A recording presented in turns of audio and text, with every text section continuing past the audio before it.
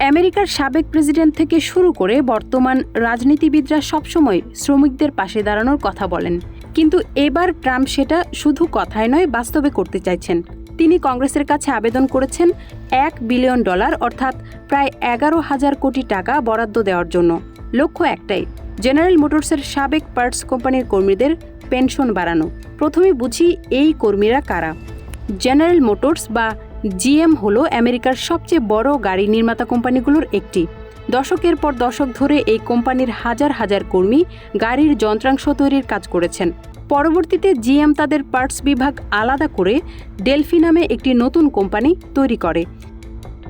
কিন্তু 2005 সালে ডেলফি দেউলিয়া হয়ে যায়। ফলে হাজার হাজার কর্মী তাদের প্রতিশ্রুত পেনশনের পুরো অংশ পাননি।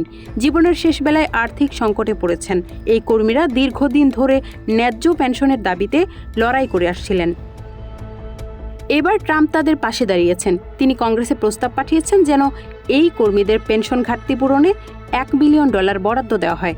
ট্রাম্পের যুক্তি, এই মানুষগুলো সারা জীবন পরিশ্রম করেছেন, তাদের প্রতিশ্রুতি দেওয়া অর্থ পাওয়ার অধিকার আছে।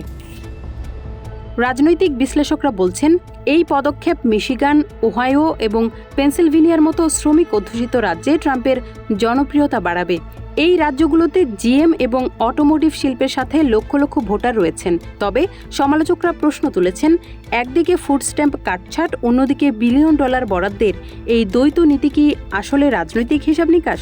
কংগ্রেস এই প্রস্তাব অনুমোদন করবে কিনা সেটা এখন দেখার বিষয়।